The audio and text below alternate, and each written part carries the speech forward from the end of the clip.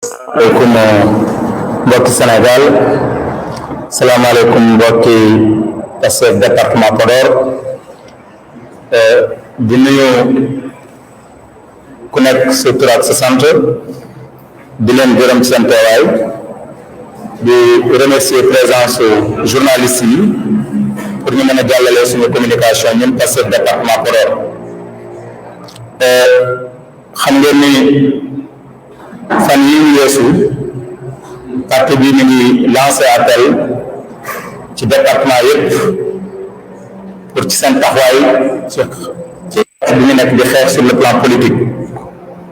loolu waral ñun Pastef département de Podor nga xamante ni tey jii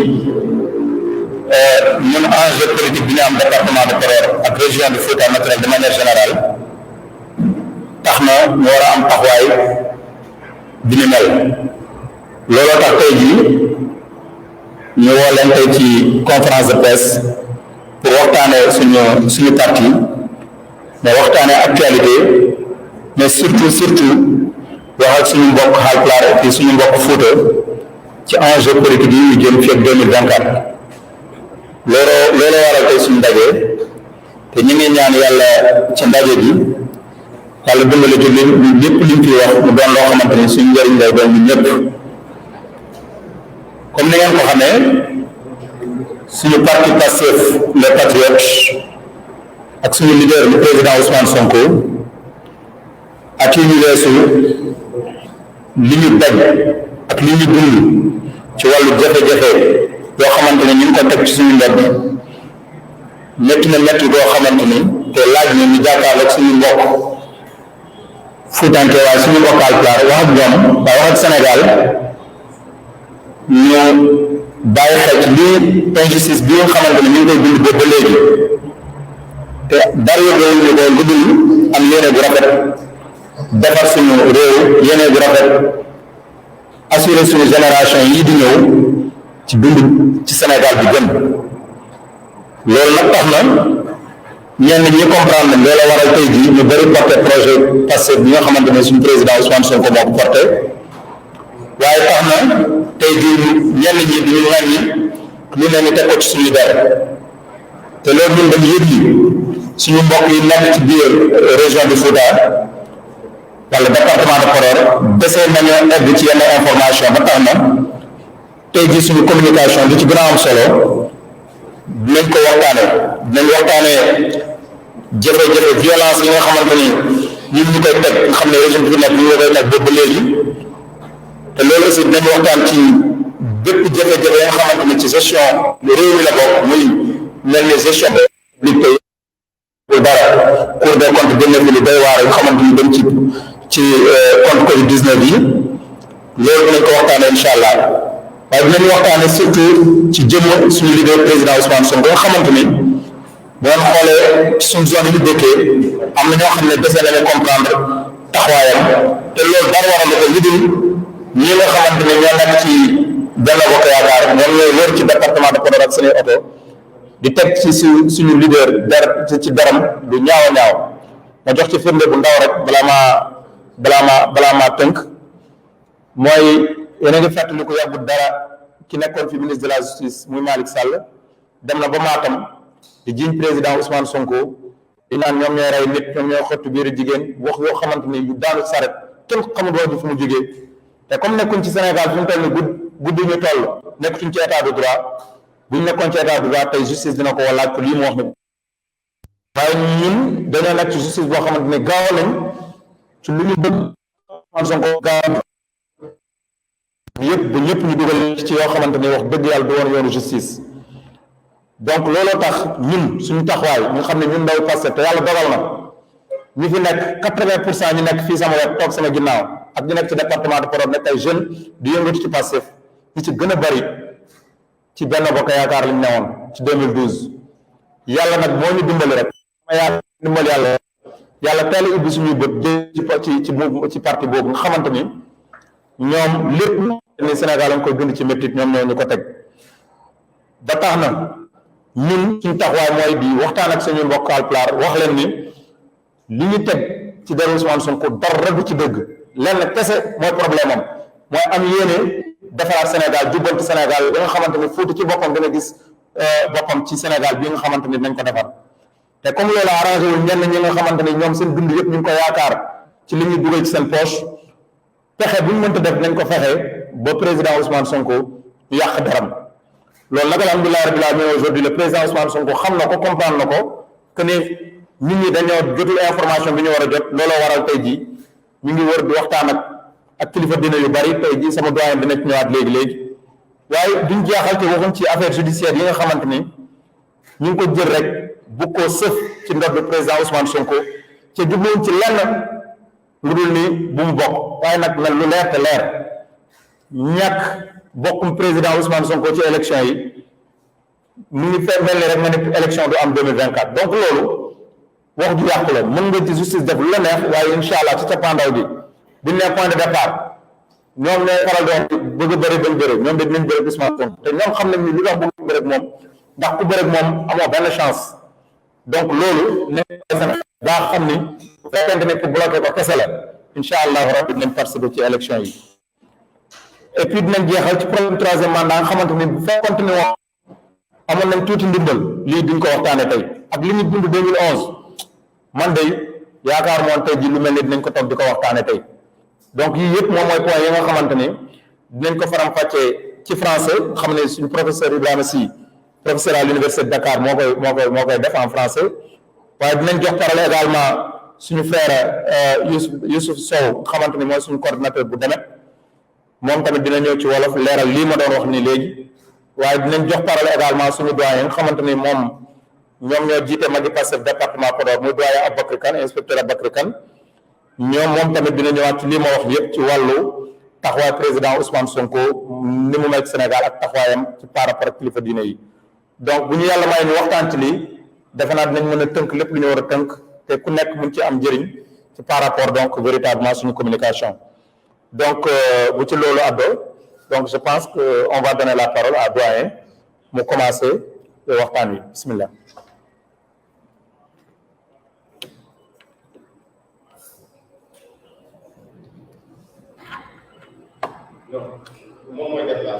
Ah d'accord. Waaw. Pour être plus simple. Je pense que c'est y a pas de souci. Waaw tu as.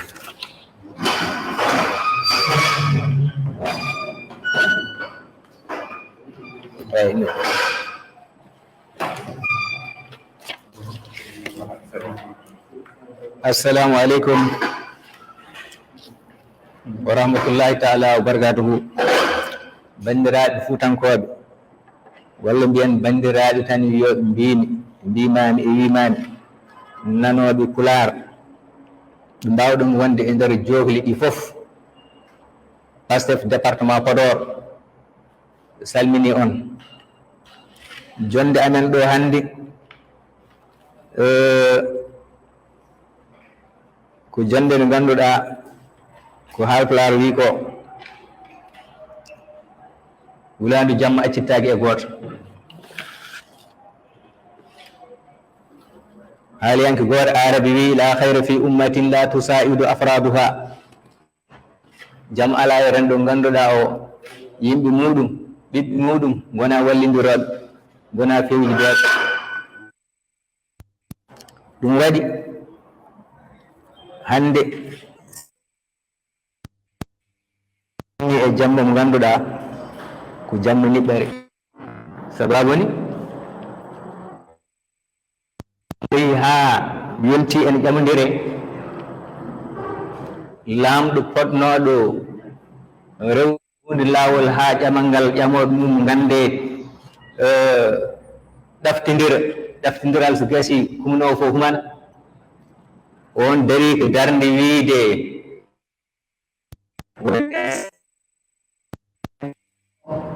kal ɗaftoowo mbawɗum ɗaftude haa humanno oɗo debbo woni laamu ngu omo fewjan ɗum gil yottaaki ene wayni golle makko kolliri ɗum minnata inde makko ɗon nganndi duuɓi nani gila o ɓenni ƴamal makko gadnal ko woliɗenmo mballuɗenmo jinganɗenmo o ɗafti bo ɗaftindiranno gilden ha joni yitere makko woni koye jagguɗi ɗaftoɓo mi janggo o jaggi ɓi Ablaye Wadda o soki o tuumi ɗum tuuma ha o gayni kadi o yaltin o ribdi ɗum o yalti wuuro Allah andi noon keɓe kaldi les min ganda o rewni hen Khalifa Ababacar Sall ganduɗa kañum wonno yakar parti PS o jaggi o soki joni o ƴeewi tuggude nden fewde joni cukalel ummima ngel ganduɗa ngel Allah ndeni sabu anduɓe fof sernaɓe e ƴewtintoɓe fo mbi ngel ɗo cukalel ko yonto o sohlim ɗum waɗi Allah nelimo e yonto o hoolare nde yimɓe ƴetti mbawe makko nde ko golle makko kolliri ɗum darme makko holliri ɗum wonde gendiyanke e nder Sénégal holliri ɗum ɗum jarinimo darde ha o ridda ɗo liggateno ɗo liggotono en anda kay fonctionnaire ko maccuɗo laamu ligganto ko laamu kono laamno tawni ko maccuɓe rendo foti wonde kono so rendo wiyama yo wonto maccuɗo laamu ɗum woni nayi jardi laaƴi par ce que laamu fotani wonde darde mum so wona yoltude hujjaji rendo ngo ittude ɗum e caɗele ittude ɗum e waysa sukaɓe janga ɓamto pina yimɓeɓe cella kala ko umminiɗen e nder ɓamtare Afrique e nder ɓamtare windere nde taw darde men en yiye hen ɗum waɗi noon o umminima hanti wiide ombo jagga ngel ɗo cukalel ala fof ko fawande dow mum ala ko mbawi mon ɗo haɓrude kon ganda sababude radio ji nan kaala jamma e ñalawma anduɓe débat ji nan kaala jamma e ñalawma donc addani min ɗo ma taw yidde andinde moon par ce que onon gandi addi min ɗo tan hannde komin ɓiɓɓe fuutankoɓe komin ɓiɓɓe fuutankoɓe koye moon min ummi te koye gendiyankoɓe dariɓe jojjidde hujjaji ɓiɓɓe leydi ndi ko hen min jeeya te komin ɓiɓɓe moɗon fuutankoɓe en kewi wiide noon neɗɗo ko bandum ha koreji men keddi ɗi cajjitingol konngol mbatti en fiirude ɗum wiide wonde enen jinganten tan ko wandiraɓe men kala mbo wona bande enen jinganta ɗum yi lamɗo leydi ndi de kanko bandi meɗen ɗum kam hay goto waɗum yeddude koye nder men o jeeya kono noon Sonkoni kay Ousmane Sonko koye nder meɗen jeeya ko ɓi Fuutanke sababuni tanum Boubacar Sow ko jasarnaji ummi ko jayen Pendaw e nder arrondissement Amin Thile Boubacar donc so tawi ko banggue jiidigal emin jiidi par ce que ala pullo gonɗo ɗon e nder diwan on taw en jiidani ɓe gona jasarnaji walla gona jaalal so ɗum ɓenni ala ko ɓuuri bandirawo e rendude leydi ndendi laamu timade gotiri ndendi ngal ndendi ñawore ngal bandiragal mbeɗa sikka ala ko ɓuuri ngal ndendi keeridi ganduɗa hande Sénégal waɗama attaqué woto Allah waɗ ɗum ala fof biyowo men en jalti hen enen fof ko nder gonɗen mbe sikki ngal ɗon bandiragal ngal Allah wiyata ngal ko koddigal ɗum waɗi noon mi rutto e nani ko mbimi ko la hayra fi ummatin la tusayidu afraduha walla ko haalpulaar en pirdi ko ɗum wulago jamma accittaki goto ɗum waɗi min ɓorni paɗe amen ala fof ɗomin jottaki gila e jayindeji ha yimɓe moƴƴuɓe erdiɓe leydi ndi gila e diine ha e aada ɗum waɗi Ousmane Sonko o ɓorni paɗe makko gila o andi ko darde ndo dari nde heeɓo huccidi ɓe ganduɗa ten wona yimɓe ɓe ganduɗa ten ko jaam yamiɓe o ɓorni paɗe makko o ala fof ɗo yettaki e galleji serna woni ɗo yettaki kay kono noon enene fandali makko yaade hen e kala ɗo wawi o yettima e ceerno Madani o juurima ceerno Samas o yettima mum o salmini ɗum o yewtide mum o yettima e ceerno Madine Gounass ceerno Amadou Tidiane Ba in jeeya e pandali makko aussi yaade e département Podor o juuri o galle ceerno Adama Gaye o juuri o galle ceerno Aliou Thiam o juuro ko wayni galle ceerno Hamidou Sy Diatar o juuro ko wayni ceerno Alpha Moussa to Fanay o juuro sernaɓe men Dimat jeeri heen e waala heen kala mbo yottaaki heen wonaa yawde ɗum ma taw aduna o faaɗe nde ne heewi jaali ɗi ne keewi sohlaaji ɗi ne keewi kono kala mbo yottaaki woti sikki o taw min jiyaani ɗum par ce que hayso ko annda toon e Diaw annda toon yimɓe makko nen toon minen toon min jeyaa te emin nganndi on emin keɓti noon Sonko noon yaadani so wonaa e hatanteeɓe ɓiɓɓe rimɓe wonki mbiyeten ko citoyen sen piri ɗum e pulaar woni dimu woni doondiiɗo ndimaagu mum haa timmi konngol mum haa timmi laamu ko jogii heen e geɗal taw en waawa ɗum timmide wayno woote en e ko nanndi heen ɗum waɗi so a nawaama e ñaawoore a tuuma won tuumle ndimaagu ma ɓooraama a nattii waawde ƴamde laamu a nattii waawde laamaade ko ɗum waɗi noon eɓe njiɗi tardinde ngel ɗo cukalel ngel ngannduɗaa wiyani yaakaar Sénégal mais yaakaar Afrique koye mum fawi sababu ni sukaaɓe ɓeeɗo ndewraani e Sonko tan sabu Sonko wonde cukalel no mumen ni alaa ɗum ni ko heen ko ɗum dalil sabu kamɓe ndenndi zaman kamɓe ndenndi faandaali kamɓe ndenndi yiɗde kamɓe ndenndi janngo enen en nduusatɓe ken mawɓe kala jogtii duuɓi 60 hannde ma taw min ɓeeɗo kamɓe so min gonde sukaaɓe ɓeeɗo min nduusatɓe tan ɓiɓɓe men ɓuri heen heewde min nduusatɓe nde wonnoo noon min padaani e laamu so wonaa laamu yo addan amen jam addan leñol amen jam hayso ka woni mawɗo kay a wuuri duuɓi temedere aɗa yiɗi accude galle ma kam jam wona so yii jam woni caggal ma heɓe nduwnooma ngannde ɓernde ma deeƴe kono noon yimɓe en ɓeydoo nokkude ene njiiroo ngalu leydi Sénégal ngalu leydi Afrique yo ɓur heewde e ngalu Europe kono yo Europe wona duumaade e wallude enen nguuren e balle haa mande ɗum ɗon woni ko sukaaɓe jooni ɓe njii keɓe jannguɓe kamɓe fof eɓe janngi tuukoɓe ɓe janngi ko eɓe paami tuukoɓe ɓe paami ko eɓe mbi ɗum ɗon yo hokku ndin kalfaandi yo hokku ke darde nden ɗon noon e heen tan eɓe ndewi Sonko ɗum waɗi pour raɓɓikinaade e haala laamu nguuɗo wonaani feere muɗum so wonaa sembinde fenaande e dow goonga sembinde bonnooɓe ngalu leydi ndi e jawdi leydi ndi e dow fewndooɓe liggotooɓe sembinde yidde laamɗo o tan e yidde laamu e dow ko luutii kuule sarɗiiji no laamortee leydi ndi ɗum waɗi emin noddi Sénégal fof kala neɗɗo moƴƴo kala neɗɗo nuunɗuɗo dewowo Allah jiɗɗo ɓamtaare ɓesngu ngu en jaggiri ɓesngu ngu fof ko ɓesngu mum yo ar e ngoɗon noddaango tawi ko kurus ma tawi ko darɗe ma jamma tawi koye haala ma e coccindiral ma e hono ma en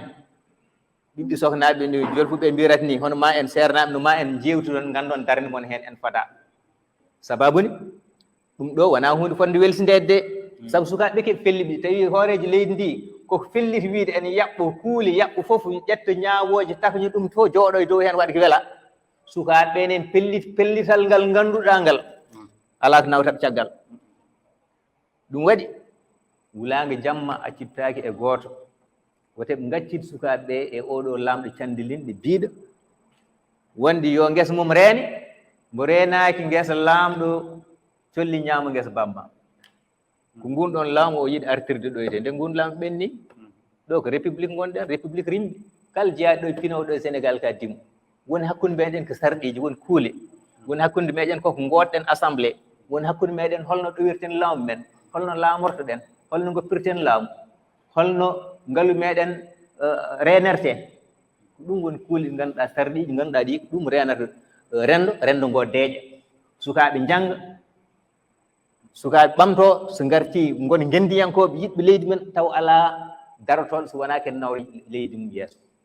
no match football équipe nationale wayni he waawde renndinde yimɓe fof taw kala ko Sénégal ummin ɓiɓɓe Sénégal fof kuccaten gaga eɗen mbaawi seede partie ji ɗi kono noon so wontii hanti ko ma jara fitnaaji e barondiral ɗum natti wonde ɓamtaare par ce que hay gooto yiɗaa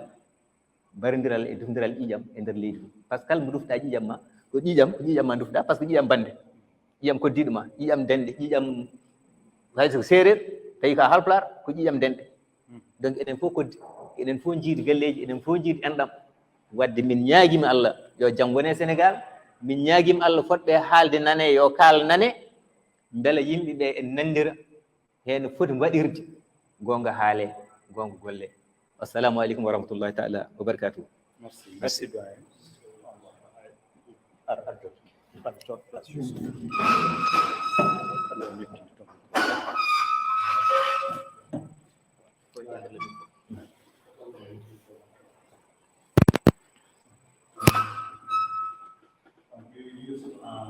Sila.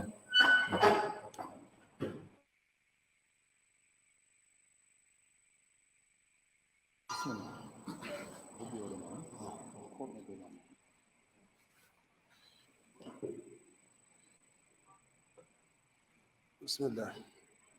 Asalaamaaleykum mbokki Sénégal, asalaamaaleykum mbokki diaspora bi, asalaamaaleykum mbokki Fuuta rawatina mbokki département Podor. ñu ngi leen di nuyu di leen ziare di leen baalu ak bu baax a baax a baax a baax. Jotaay bi tey nag mooy jotaay bu am solo la ci histoire Sénégal. mooy jotaay bu am solo la ci histoire département bu Podor. waaw jotaay bi nag mooy jotaayu Pastef département Podor dafa gën a jóg encore une fois il faut ñu gën a bàyyi xel Sénégal dañ ko bokk. Sénégal dañ ko bokk président Macky Sall nag ñu ngi koy lancé appel. ñu ngi koy woo ci lu ñuy waaj a wax ni Sénégal mooy réewum jàmm la woon Sénégal réewum teraanga la woon mais seetlu nañu ni président Macky Sall bu mu ñëwee ci bopp réew mi ba léegi Sénégal amatul jàmm loolu suñ ko waxee ak suñ ko waxul. waaw ñu ngi ñëwaat ci wax bi ci point yi gën a am solo. mooy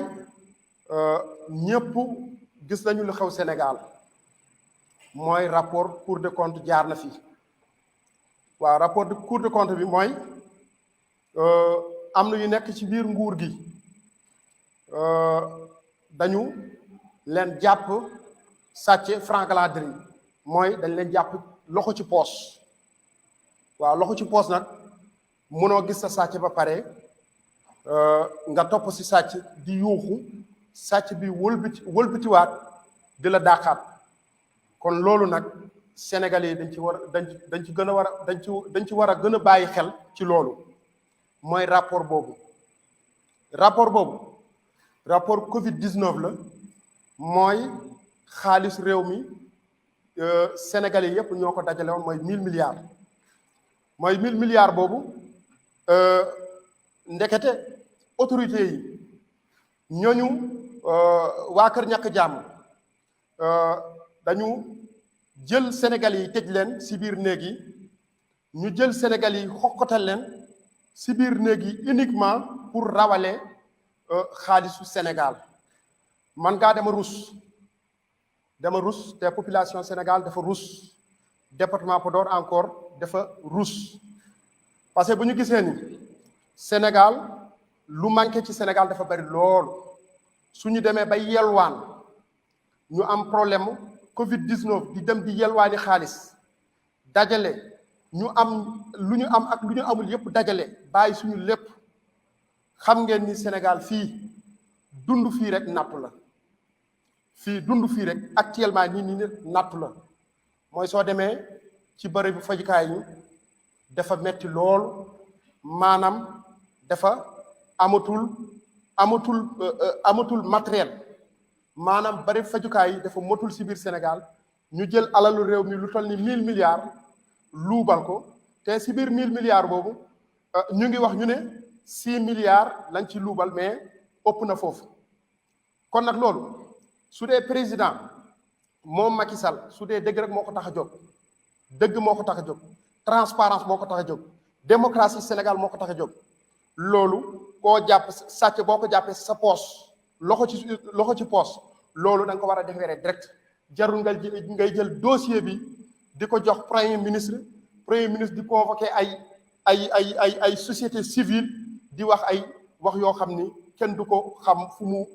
commencé wala fu muy mujj. waaw président Ousmane Sonko nag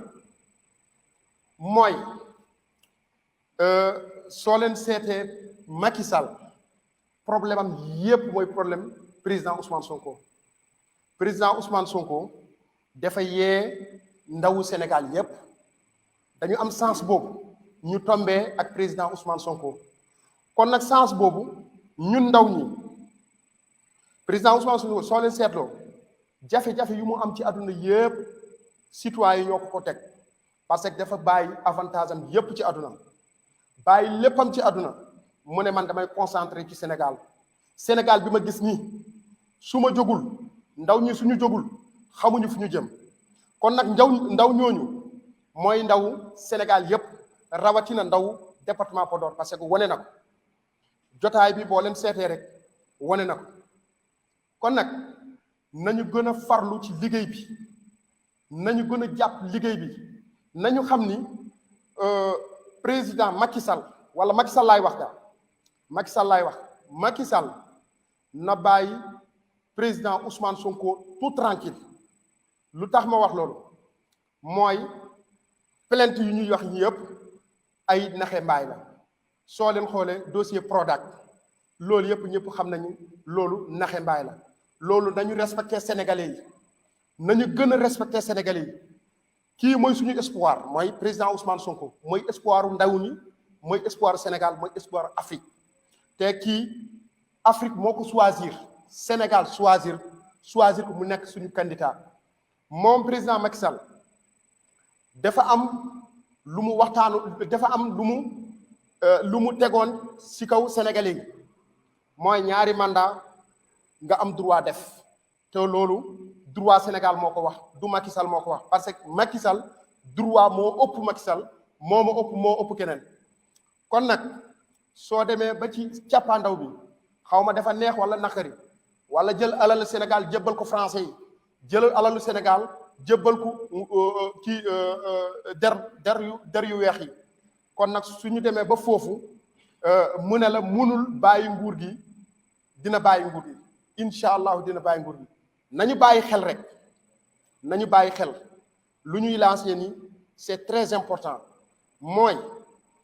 fii ci Dakar lu ñuy gis ni manifestation yu gën a bari fii ci Dakar lay am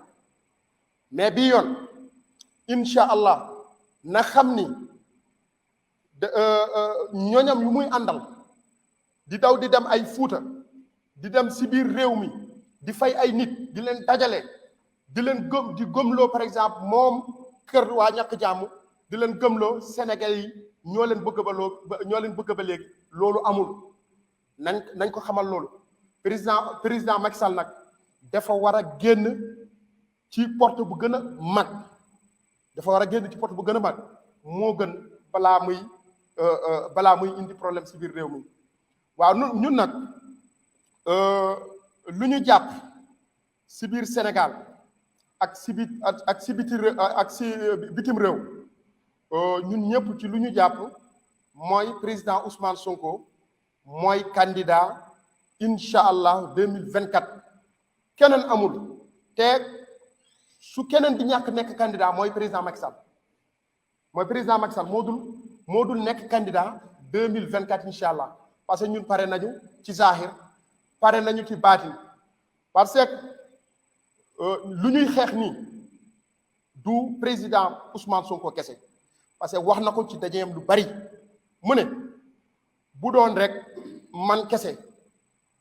munoon naa yor sam bopp saaku ceeb même su demoon ba 300 000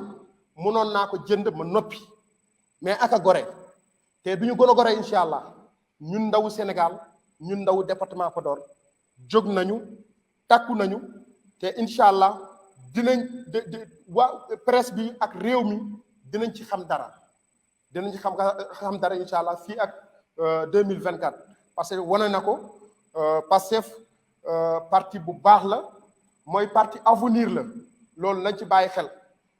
lu tax may wax loolu mooy sama sama côté bi ma gën a nekkee mooy département Podor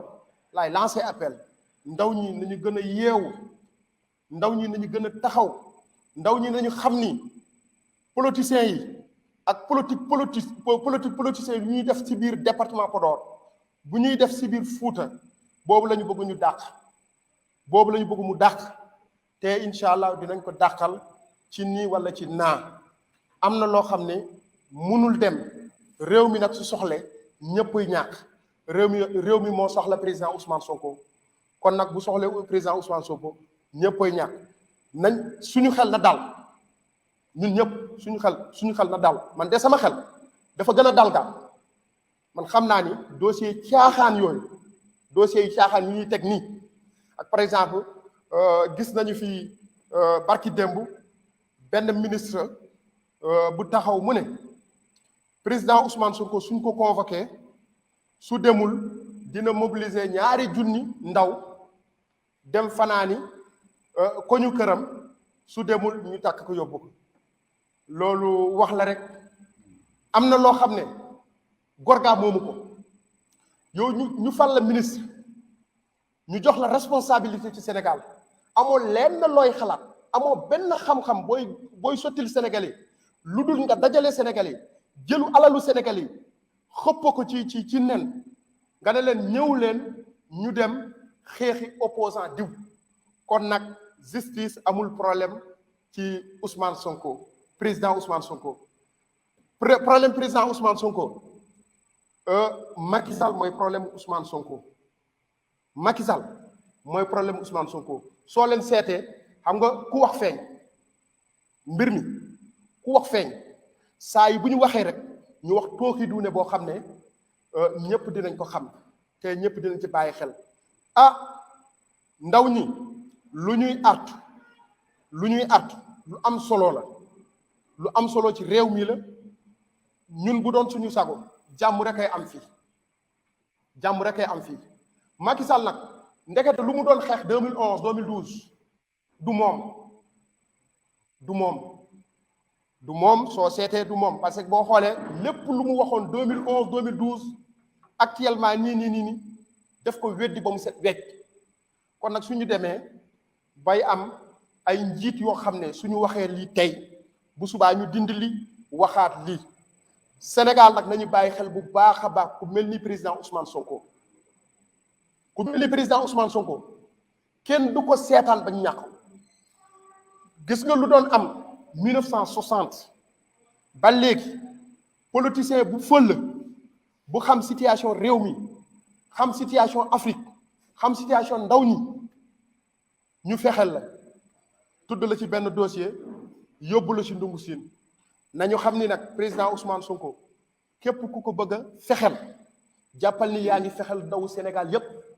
yaa ngi fexel Sénégal yépp yaa ngi fexel Afrique yépp kon nag du yomb maa ngi nuyu ñëpp di ziar ñëpp kontaan naa. Merci. Merci, on va donner la parole à professeur rapidement. On enchaîne.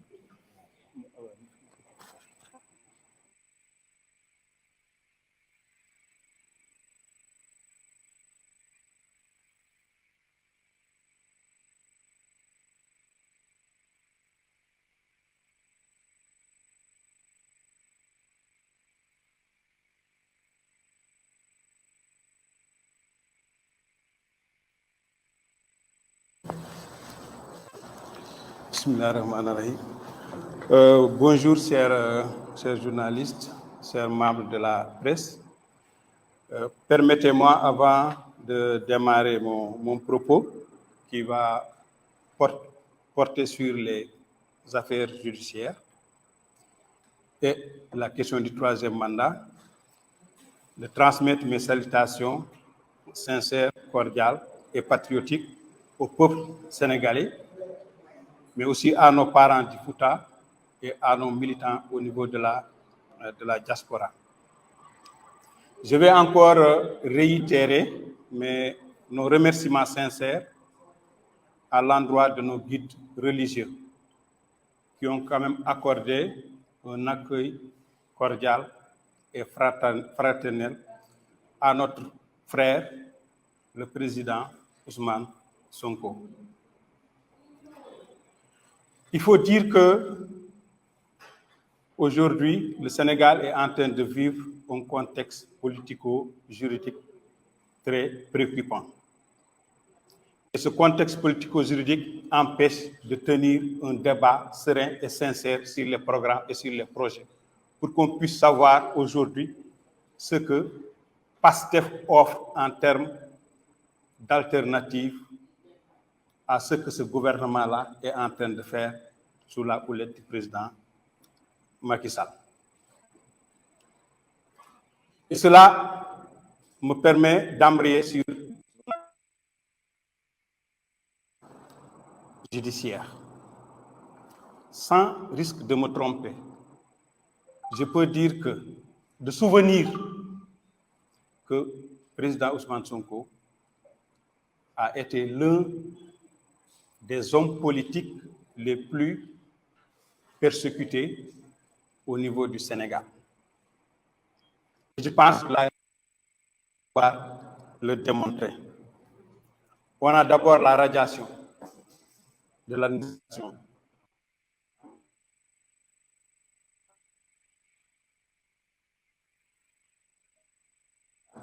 On a l'histoire de la plainte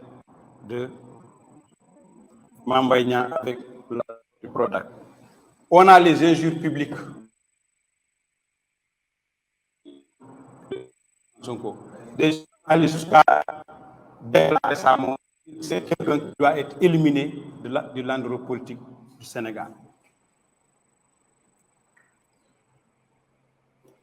Donc, nous, PASTEF, département de Podor, on dénonce et on s'indigne par rapport à la justice sélective actuellement qu'on a au niveau du Sénégal. Le siège de PASTEF a été vandalisé. La justice n'a pas bougé. Notre militante, Mariam Sagna, a été assassinée. Jusqu'à présent, rien, ça ne bouge pas. Nos militants sont arrêtés de tout le temps, mais sans que la justice puisse se prononcer. On a des plaintes qui ont été déposées par le président du parti, le président Ousmane Sonko, auprès de la justice, et même des plaintes pour dénonciation de détournement de deniers publics qui nous appartiennent, mais que la justice ferme les yeux et n'accepte pas de faire le travail. Je peux continuer encore à citer à la paix quand il s'agit de parler ou de dénoncer cette justice sélective. Et nous voulons rappeler ici que la justice doit rester vraiment en dehors de la politique. Si le pouvoir veut régler le problème de PASTEF, ils doivent seulement le régler dans un cadre purement politique, dans le champ politique. La justice ne doit pas être utilisée à des fins de règlement de comptes politiques. Si on a un problème avec Ousmane Sonko, on doit le régler sur le terrain politique. En tout cas, nous, militants du département de Podor, telle est notre position par rapport à ce comportement de la justice du Sénégal, qui n'honore pas du tout le pays. Un état de droit, la démocratie a toujours été considérée comme une démocratie avancée, une démocratie civilisée, une démocratie mature. Le Sénégal a été cité parmi les bons exemples en matière de gouvernance, surtout gouvernance des fonds publics, respect des droits humains. Mais aujourd'hui, quand on regarde le classement que le Sénégal vaut au niveau mondial, ou bien même au niveau africain, on est en train de se chamailler ce qu'on appelle le peloton de queue, avec des pays qui sortent peut-être de dictature ou autre. Pour nous, la justice doit être un rempart pour la sauvegarde de la démocratie, mais aussi la bonne gouvernance. Et éviter ce que l'on peut appeler aujourd'hui ou qualifier aujourd'hui d'un État qui est en train de s'abîmer. Parce que quand il n'y a pas la démocratie qui doit être garantie par la justice, quand il n'y a pas la bonne gouvernance qui doit être garantie par la justice, ça veut dire que ce sont les fondements même de l'État qui sont menacés. Et cet État-là risque de s'abîmer tout bonnement. Et nous ne souhaitons pas en arriver là. Par rapport aujourd'hui à toute cette bataille juridique qui est engagée, parce que nous, on sait qu'on a gagné la bataille politique, parce que je crois que sur toutes ces questions juridiques, le peuple a déjà tranché. Le peuple sait que ce ne sont que des mensonges qui sont inventés au jour le jour et qu'on met sur le dos du président du PASTEF. Donc nous apportons notre plein soutien au président Ousmane Sonko dans toutes les épreuves qu'il est en train de subir, qu'il soit sur le plan juridique que sur le plan politique. Parce que son combat avec le peuple et pour le peuple, c'est pour libérer le peuple. Et c'est extrêmement important qu'aujourd'hui, que les membres de PASTEF du département de Podor puissent réaffirmer cela de manière très forte. Notre engagement aujourd'hui est à 1000%. Maintenant, parlant du troisième mandat, et là je pense que je ne vais pas trop m'appesantir, parce que la question du mandat appartient au peuple sénégalais. Mais il y a quand même des principes et on a une constitution. Et moi, aujourd'hui, je n'arrive pas à comprendre l'attitude de gens qui, en 2011, étaient là en train de combattre Abdoulaye Wade pour lui dire que vous n'avez pas droit à un troisième mandat et que ces gens-là se retrouvent aujourd'hui à défendre cette idée de troisième mandat. Moi, je pense qu'il faut avoir du respect pour le peuple sénégalais. Ce peuple a tant souffert en 2011. Et tout le monde s'est levé pour dire jamais ça. Et je pense qu'on ne doit pas encore retomber sur ce revers. Donc la question du mandat, souvent les gens parlent de la question juridique. Je crois que c'est réglé et c'est très clair. On dit que nul ne peut exercer plus de mandats consécutifs. Lui-même, celui qui a inspiré la Constitution, le président Macky Sall, et son co-policiers ont été très clairs et ils l'ont répété partout. Et il ne faut pas aujourd'hui que les gens essayent de nous rentrer dans un débat débile qui n'a pas de sens. Il n'y a pas de sens de parler de troisième mandat dans un pays où on dit que le nombre de mandats a été limité à 2. Parce que souvent les gens parlent de constitution et disent 2016. Il faut être très clair vis-à-vis des Sénégalais. Il n'y a pas de constitution de 2016. Il y a peut-être une réforme ou une révision de la constitution. Mais la constitution aujourd'hui qui régule tout ce qu'on est en train de faire au niveau du Sénégal, c'est la constitution de 2001. Et cette constitution de 2001 dit que le nombre de mandats est limité à 2. Et quand on a fait la révision constitutionnelle, on a maintenu et même renforcé cette disposition sur le fait que le nombre de mandats est limité à 2. Donc il ne faut pas qu'on nous prenne comme des moyens de rien. Je veux bien qu'on respecte et qu'on respecte le peuple sénégalais. L'autre question par rapport au mandat, elle est vraiment une question morale et une question éthique. Moi, je pense que quand on est quelqu'un, un homme digne, un homme qui respecte sa parole, un homme qui respecte les principes, surtout les principes républicains, quand on dit qu'on fait 2 mandats, on est allé partout à travers le monde,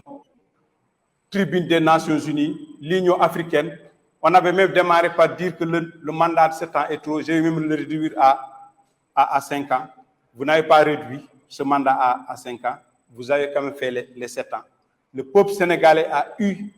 la grandeur de vous offrir un 2e mandat. Je pense que rester à parler de 3e mandat, pour moi, c'est quelque chose d'indigne pour notre pays. Et c'est manquer aussi de respect pour notre pays. La dernière question, c'est par rapport au mandat, c'est la question de la stabilité. Nous tous, on a en souvenir les événements qui sont passés en 2011. Et vraiment, nous n'avons pas vivre les mêmes. Il faut pas tuer des Sénégalais, des jeunes Sénégalais qui représentent des espoirs, un espoir, qui ont des ambitions pour vraiment des histoires de mandat. Et ce pays, actuellement, a besoin de stabilité parce que si on regarde tout ce qui est court, il y a quand même un bouillonnement qui fait que nous, au niveau du Sénégal, on doit sauvegarder notre stabilité. Mais cette stabilité-là passe par une renonciation de cette histoire de troisième candidature du président Macky Sall. Et je vais finir en lançant un appel à la mobilisation de toutes les forces vives de la nation qui croient au projet de PASTEF et qui croient aussi que les histoires de troisième mandat doivent être résolues de manière définitive, à se mobiliser et à combattre jusqu'à la dernière énergie ce régime qui est en place, dont la durée de vie est seulement de 1 an maximum. Je vous remercie et je remercie nos militants PASTEF de Podor présents et remercier aussi nos militants de PASTEF Podor qui sont au niveau du département de Podor, mais de manière générale au niveau de la vallée du fleuve Sénégal. Merci. Donc, merci. Je pense qu'il y a eu ces 3 interventions en français, en pulaar et en wolof pour s'adresser aux populations sénégalaises, mais spécifiquement aux populations du département de Podor. Et je pense que la cause est entendue, que nous avons pu débattre de long en large dans ces différentes langues pour parler à nos compatriotes du département de Podor, mais surtout s'adresser aux Sénégalais et leur faire comprendre que aujourd'hui, ce qui nous attend, c'est de reprendre ce pays-là en main, parce que ce pays a trop duré entre les mains de ces bandits, et il est temps que l'on retrouve notre dignité, de remettre ce pays sur les rampes de développement, pour que l'on puisse avoir un Sénégal avec un lendemain meilleur. Toute notre préoccupation repose sur ça. Nous ne sommes mus ni d'intérêts matériels, encore moins d'intérêts financiers. Notre seule préoccupation, en tout cas nous, jeunesse département de Podor et jeunesse de PASTEF de manière générale, et même les Magui PASTEF, c'est d'aider véritablement à ce que ce Sénégal-là devienne un Sénégal que Mamadou Dia avait chanté, mais devienne ce Sénégal que Cheikh Anta Diop avait rêvé, et pour donner aujourd'hui à Omar Blondin Diop qui est dans l'au-delà, à avoir ce que l'on appelle un repos en paix, parce que c'était ça son rêve, de voir un Sénégal épanoui, avec une jeunesse consciente, un peuple conscient. C'est ça le sens de notre combat. Au-delà de cela, rien ne nous intéresse. Donc, merci à vous, merci tout le monde.